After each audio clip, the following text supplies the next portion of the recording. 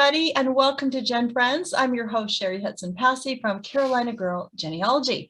And I've got a fabulous panel. I've got Laura Hedgecock from Treasure Chest of Memories. Hello, Laura. Sure. Good to have you here. We've got Melissa Barker, our archive lady. Hi, Melissa. Hello, everybody. Glad to be here. And we have a special guest. We've got Michelle Bates, and she has a really fun podcast called The Criminal Genealogist. So I thought it would be really fun if she would come on and talk to us about her podcast, because, you know, a lot of podcasts, we've got some great podcasts out there talking about how to do genealogy, just about anything you can think of. But this is a criminal genealogist. You know, that's a new twist. And so we thought it'd be great to talk to you. Will you start us off, Michelle, by telling us what is this podcast about? Well, it's really about our criminal ancestors and the ones that make history. They're the easy ones to research because they're always in the newspaper or finding criminal records for them. But, you know, it just kind of, you hear the stories and people, oh, your great uncle or your grandfather did this or was in prison. And we never really know whether it's truth or not. So people bring me their stories and get to research them and find out whether they're legit or not. So people actually send you their stories. Yeah, so I have one season out. Season 2 is coming out this week. And all of the episodes in season 1, except for one, people have sent me their stories. And all of them were true except for one, but I found some other interesting things in the family. So So they weren't too disappointed. Now, are they trying to get you to disprove it because they don't want to have a criminal in the family tree? I think most of them actually enjoy that they have a criminal. I do. So, yeah, I still haven't found any. I'm kind of disappointed. I'm a little jealous. I went to a family reunion once, and this older gentleman was sitting next to me. It was a different type of family reunion. It was a reunion about people who had lived in a certain area. And I'm sitting at this table, and he says to me, "Who are you researching?" And I tell him names all the way up, and he goes, "You know, he killed somebody, don't you?" And I went, "What?" It was a collateral ancestor, but he told me the whole story. He remembers as a boy sitting on on a chair out on their porch and seeing the guy's car go by, and he could tell me all this stuff. And I was just like, maybe he's got the wrong guy. But I went home and I researched it, and yeah, it really happened. So it was kind of fun. I'm sure there are some crimes that I don't want to be associated with, but it's still interesting to research. And, you know, I've got cases from Australia and England and the United States. So there's a plethora of different crimes, and it's kind of fun to see some of the things that were criminal back in the 1800s, especially in England. It's like, really? That was a crime? And some of them, sadly, are probably still in the books too. So yeah, they transported them at a drop of a hat, didn't they? Yeah. And I have a couple of cases where they did that. They would go to Australia.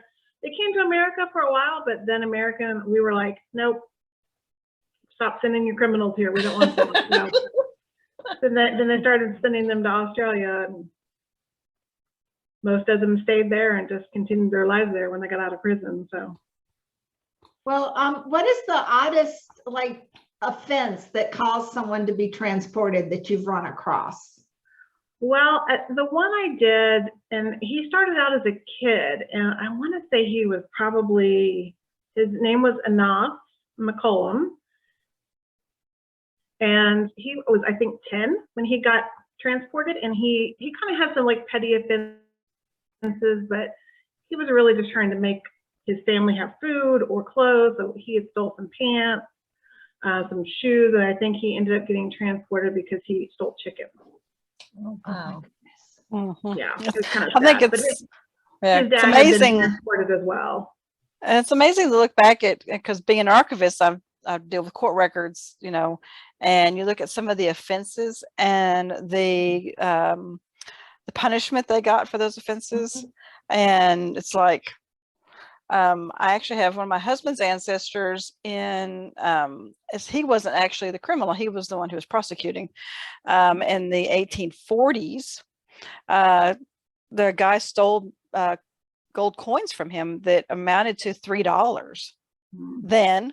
Mhm. And the guy got like 3 years in the state penitentiary. Oh my God. And he served all 3 years in the state penitentiary for stealing these gold coins and that were worth and even in the court records it says worth $3. And I thought, boy. Well, what was $3? So that was 1840. What would $3 be worth today? Probably not worth a lifetime in prison. So well, I know. Yeah. But yeah, so maybe. that's kind of interesting to me to see the kind of the punishment they get for what they did. Yeah. Well, even some of the differences. One of the stories I had, this guy was not a good husband and abusive and attempted to kill his wife multiple times. And he ended up getting light sentences time after time. And in the same day that he got a really light sentence for attempted murder, some guy ended up getting 3 times as much jail time for a drug charge.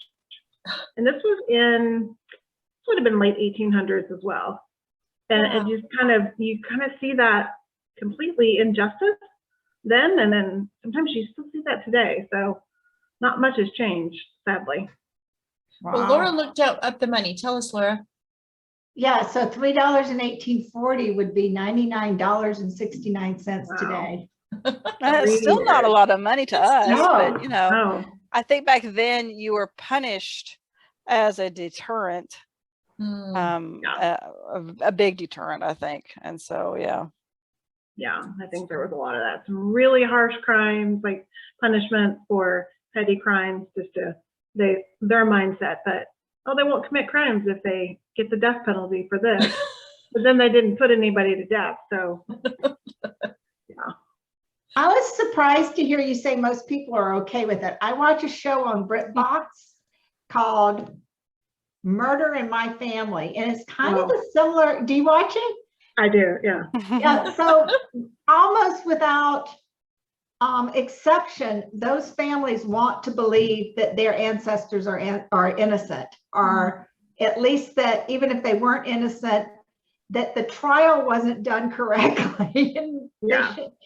So I find it interesting that your, I don't know whether you call them clients or the people that send you stories really are pretty neutral.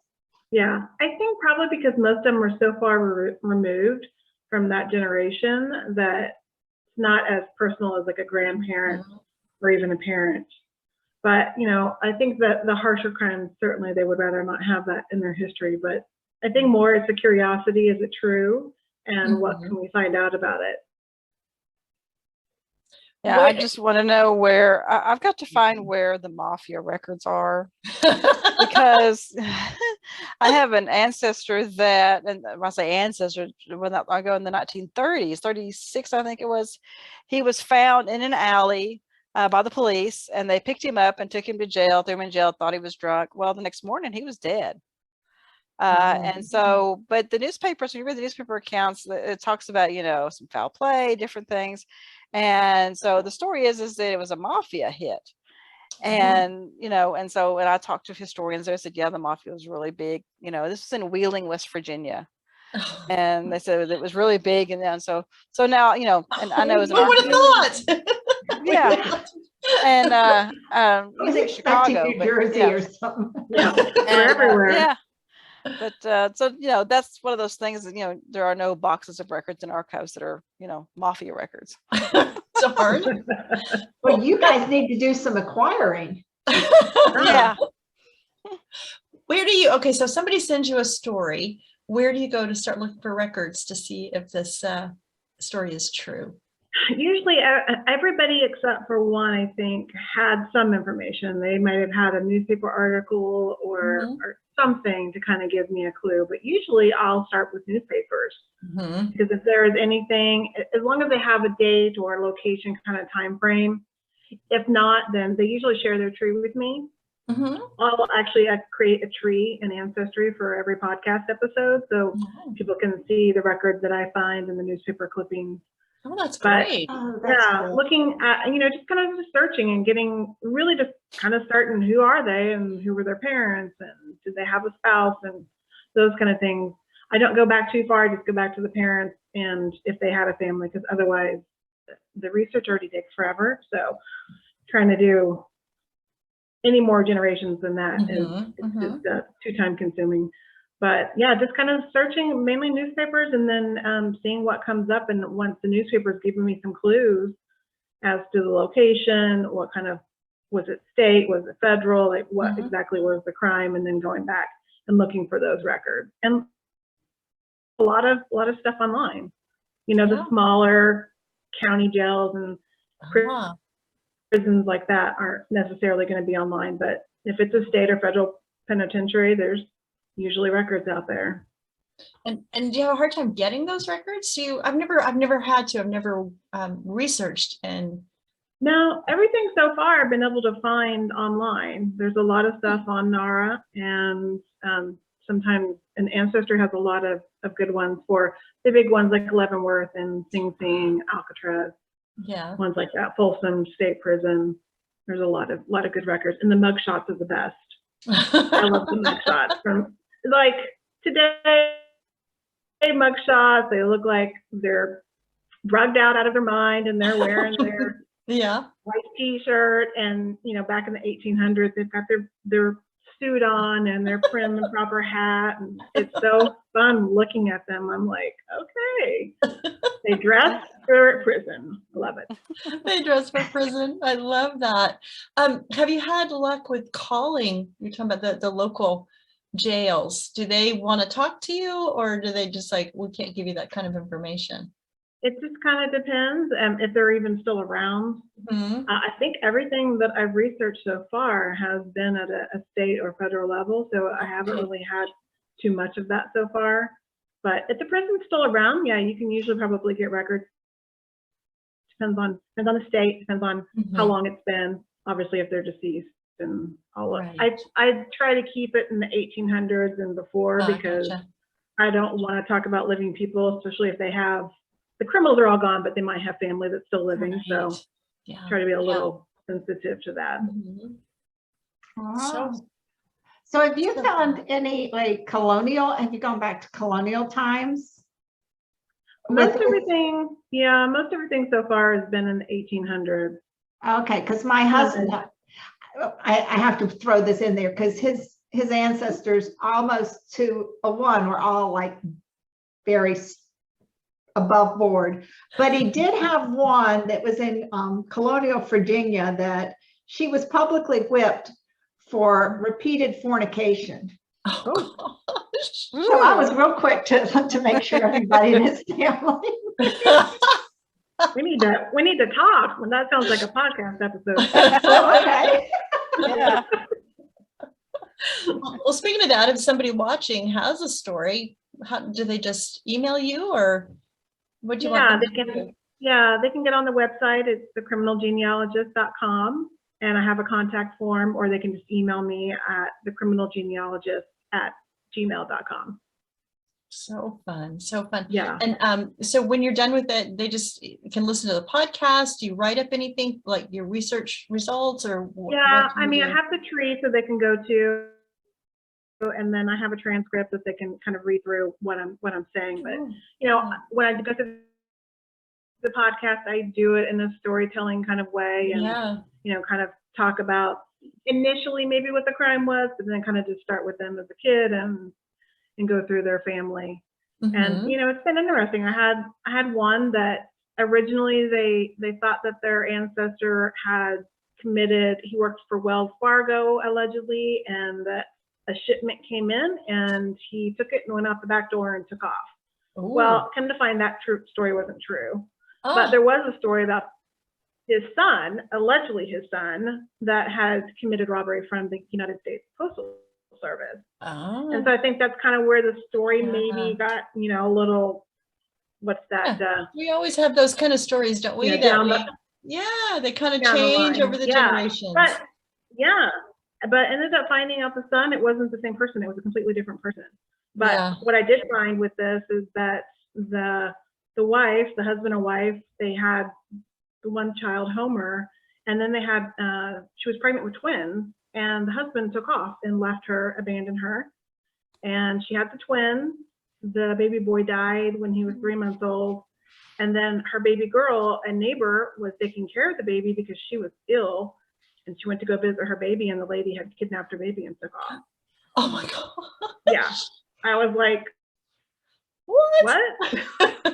That wasn't a story I was expecting. She never found her baby. She ended up getting a letter saying that the baby was ill, and then another letter that said that the baby had died, probably just to get her to stop looking.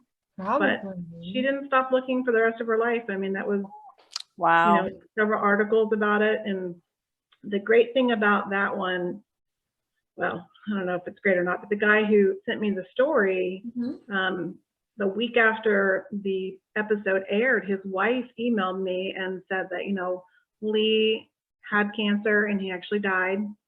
The guy that had sent me the story, and I had no idea, but she was like, he did get to listen to the episode, and he loved it and was so thankful and really appreciate, researching his tree for him. And that's why we do this. I mean, that's just, the greatest. I'm glad that I could give him a little bit of closure there. But the really weird thing is, a couple months after that episode, I got an email from someone who's related to not the mom, but the mom's brother. He was a direct descendant of her brother, and I'm related to him. Oh my gosh. Oh, wow. I what are the odds? We're like, way distant cousin, but so I don't know if I'm related to her or not, but Wow. I'm like, what are the odds? That is so weird. That's genealogy serendipity for I you, know. right? Yep. Yeah. You just never know. Yeah, it was kind of weird. Yeah, because like, somebody reaching out to me about somebody I talked about. Are they going to yell at me, or are they going to be take that down? So that's another good thing about it coming from people, because then, it came from a family member. I'm not just talking about some random prisoner that, it's a story that they wanted told. So, Wow. Well, Laura is all about writing stories, so I know that she probably really appreciates you going through and finding all these stories. Well, and I'm really interested in how you layer like the way things were at that time and at that place. And like you were talking about the young person, the 10-year-old in London, like how you layer all that context into not just the criminal act, but what things were like for them. I'd really like to hear more about that. Yeah, definitely with that one, there was a lot of, in that time frame, in that part, it was really becoming an industrial revolution kind of at that time. And his father had gotten in trouble and had been transported. So he was the man of the family at such a young age, and, trying to take care of his mom and his siblings. And so there was a lot of, you could see why he was doing the things he was doing. He wasn't just trying to be a thug. He really had some need. He wasn't just trying to be a troublemaker.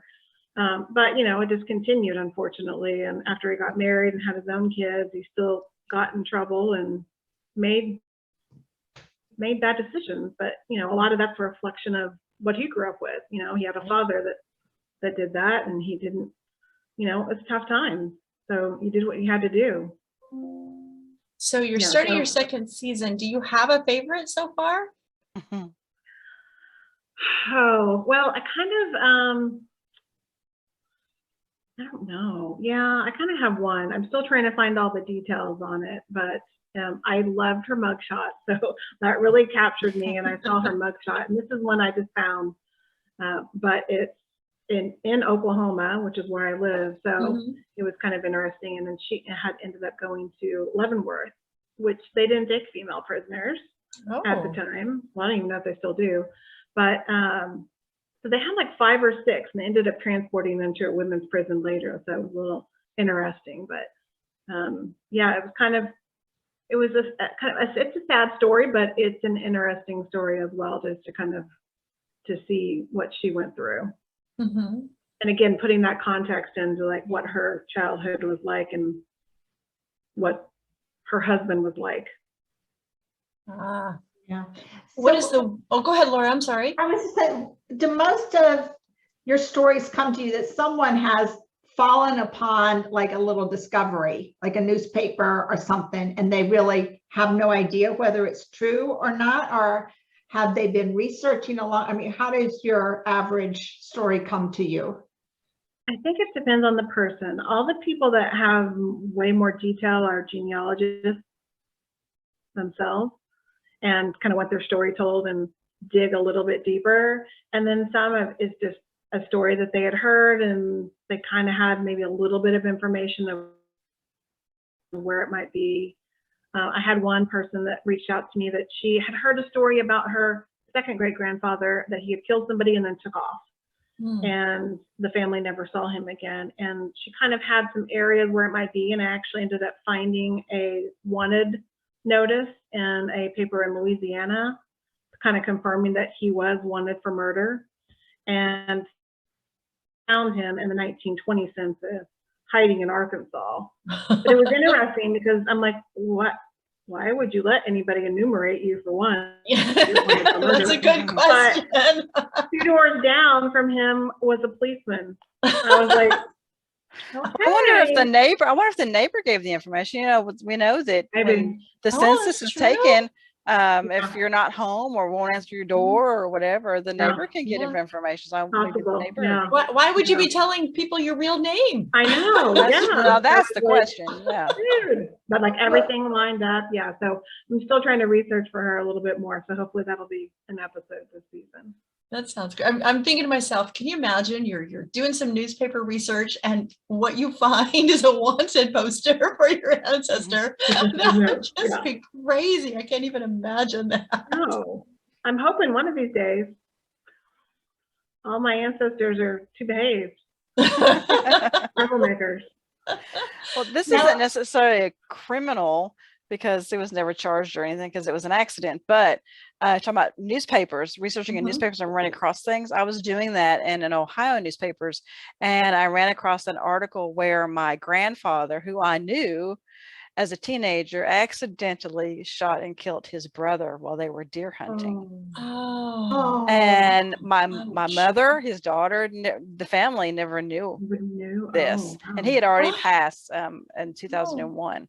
But I found it and I thought, you know, he was a very quiet man and, you know, he was a very good man. But I thought, oh, I can't imagine how that would have, that affected him through his entire life. But it's like, but talking about newspapers and doing newspaper research and how you stumble across things. And I found that and I thought, why hasn't anybody said it? Well, because they didn't know. They didn't know. Yeah. Yeah. I'm sure there's a lot of that. Just any kind of tragedy or some kind of family secret that. Oh, yeah. Our ancestors for sure never thought would get out, but oh boy. DNA's getting them on that one, you know. Maybe that baby you were talking about, I thought, well, maybe. Well, and and on my podcast I said, you know, if there's any descendants, let's get some DNA going because she's probably not alive, but if she did live into adulthood and have kids, then maybe we can find her descendants. Yeah, wouldn't that be great? So that would be great. Just to give the family some. I don't think a lot of the family knew that had even occurred. So, which is surprising to me. But so all the stories that you've done in season 1, so far, do you have any that you can like do an update episode on that you've got more information or something like that? Well, I have a couple. The one that I talked about, I'm going to actually meet with that cousin and talk more about what he knew, because he said he had some more information about the baby and like what had happened.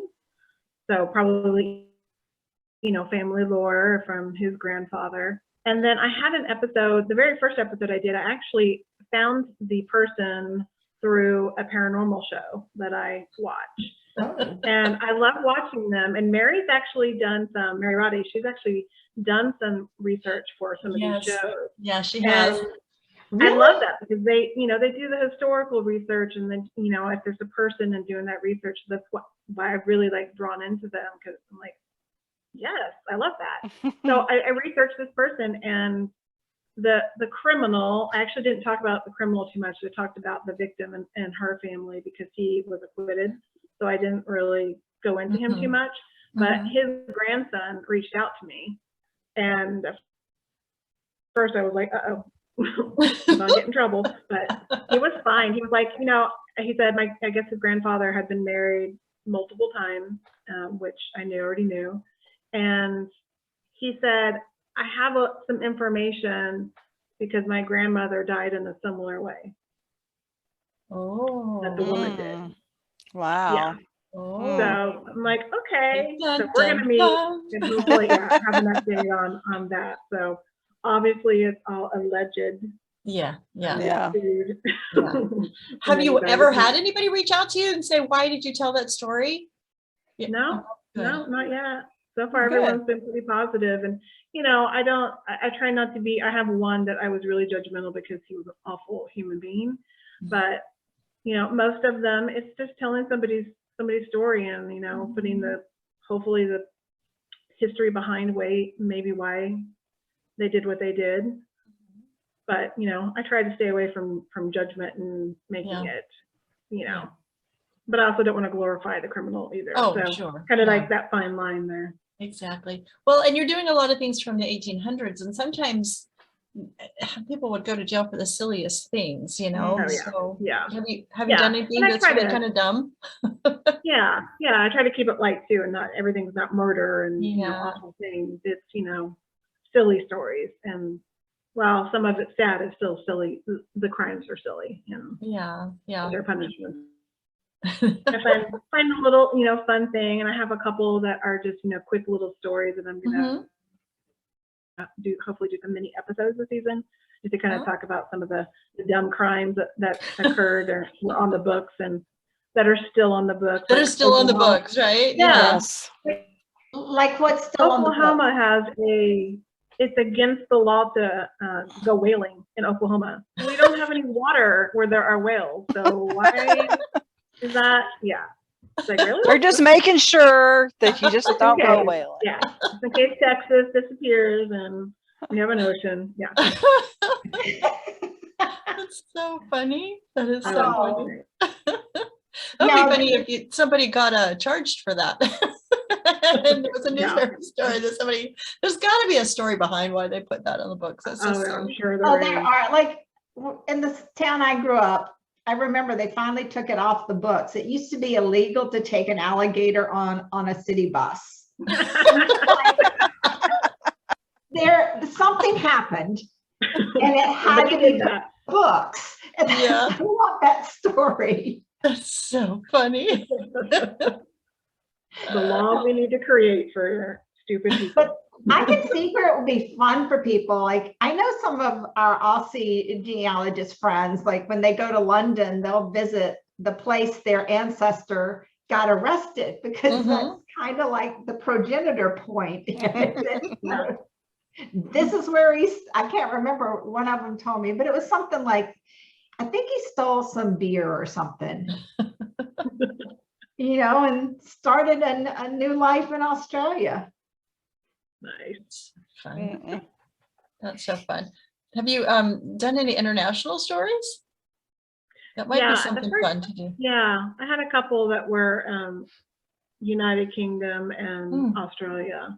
I actually got a lot of those. The Twitter people on Twitter, there's a lot of Aussies over there because I got a lot of stories from them. So I kind of had to find other ones because I had too many of the same transport scenarios. So just kind of break that up a little bit. But yeah, I was amazed. Of course, it's a long haul from England to Australia, but I was kind of amazed at how many just don't go back. They just stay in Australia and never see their families again. Right. They probably couldn't afford to go back. Yeah. It is a lot. Yeah, and how long did the mail? I know they rode. How long did mail take back then, to get from Australia back to England? Oh, no idea. I'm sure weeks, if not months. Yeah, I think so too. I mean, just their travel from, like, you know, they would be in what they call a ship called the hull, which would be it's a ship that wasn't usable anymore, but they would put the prisoners in it and they would stay there until they were being transported on another ship. And sometimes they would be there for months in the ship, and they would do labor like in that area. But yeah, and it just sounds awful. But then their trip to England was like 3 or 4 months on these ships, just crowded with prisoners, and I'm sure deployable conditions. So yeah, I would not want to be a prisoner in the United Kingdom in the 1800s. No. Yeah. myself. Do you find that there's a lot more women being charged with things than you thought of as you start getting cases and look into things?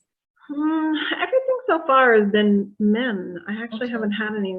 Ooh, we got to find her some women women, yet, everybody but out there there. are. We need to find her some women. Yeah, I've got a couple women for this season, so Oh, good. Okay. we're gonna stick them in. Oh wait, no, I did have one. Yeah, she was actually the first person that was charged with murder via the U.S. Postal Service. What? She had mailed poisonous chocolate to her lover's wife. Oh my gosh. She was in California and they were on the East Coast, and she'd never even stepped foot in that state. But they caught her and she went to prison. Wow. Yeah. That's amazing. That was an interesting story. I bet. Now, I do remember reading, there was something, I think it was in the UK, that pre-women's suffrage, there was something about the way the law was written, women weren't accountable for their own actions. They had no rights. Well, they had no rights, so, you know. Yeah. So a lot of times the family had the women go do things because she was less likely to be prosecuted because she was considered like too stupid or too whatever to be responsible. She doesn't know what she's doing. Yeah. Right. So we can't fault her for it. So Right. it's kind of brilliant. That is crazy. It just makes me laugh to think that, you know, people want to send you these stories because, you know, find out if my ancestor really was a murderer, or did she really send this box of chocolates? It must be so much fun to come across that and then send it to you. So. Well, it's always kind of surprising what you do find. The one that Anas McCollum that got transported, he I actually found that family, I think it was him. Yeah, I think it was him, that he had other ancestors in his family that were other family members that were quite successful.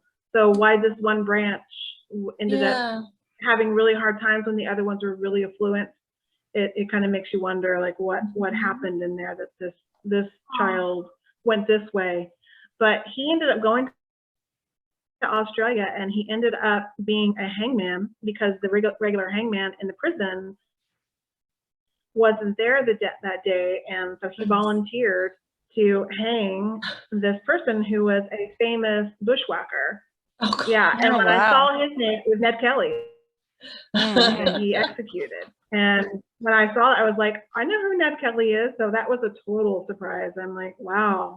Yeah. And the rest of his life, he was a hangman. He was still a hot mess, but yeah. I'm like, can you imagine? Like, yeah, I'll volunteer. And then all the other prisoners would be like, okay, we don't like you. No. Yeah. Wow. So he was still a prisoner and a hangman, or did he? Yeah, actually, he was probably the most likely to go. Yeah, I think they took him out of general population and he had his own separate space. So he had a little bit more freedom than the other prisoners, but yeah. This is so cool. Sorry. It was his way out. Yeah, this is Where did this idea come from? Well, originally my best friend and I were going to do a podcast about the paranormal in genealogy and kind of taking those stories and then we both have an interest in DNA, so we were going to have like a DNA segment about cold cases that were solved with DNA and people were exonerated. And then she got too busy, and so I was like, okay, we're just gonna stick with this. I like the criminals and the true crime aspect. You know, if I could be a police detective, I would be one in a heartbeat. I love that all because being a genealogist and a detective are a lot alike. Oh, sure. They're have to do research and dig and find clues, and I love true crime, and they just kind of fit together. And you kind of have to find like a niche in genealogy that you really want to know a lot about. And I like probate. And I like criminals, and probate's not fun to talk about on a podcast. So we're gonna talk about criminals instead. It's a You fabulous. know, Cheri and I found a California probate that was very interesting because it was full of affidavits. Yeah. So you never know. And No. you just never know what you're going to find out there. So I think it's fun that people have a place to go if they want to, discover if these things are true or not. Somebody's I think it's cool that people are interested in just not condemning or defending, that they just want to find out what really happened. I think that's really cool. I think it adds to our ancestors' story. I don't know. I just think it adds, because a lot of our ancestors can be so two-dimensional to us. Yeah. And whether it's a crime they committed, or they're the plaintiff, or they did something else, it actually brings them up off the paper to me. It does. And so that's why when I teach and when I talk about genealogy, my own genealogy, I want to know what my ancestors had for breakfast. I want to know what their hobbies were. I want to know what they did every minute of every day, because it helps me to know them and see them as they were. Because I think a lot of our ancestors, we can't see them in a proper perspective. And I just wanted to mention that I've been doing a lot of personal and professional at the archives research in some court records. Patrons have been requesting, but my own personal, my husband's ancestry, I've been doing some. And one thing that has really, really come to me lately, and all of y'all know this probably too, and I know it, I just have been really reminded of it. So when you're working in court records, and if they have an index, they put the defendants or the plaintiffs, usually that's all they index is the defendants and the plaintiffs. Or if it's a criminal case, it's state versus whomever. They might have under the S, state versus whoever, or anyway.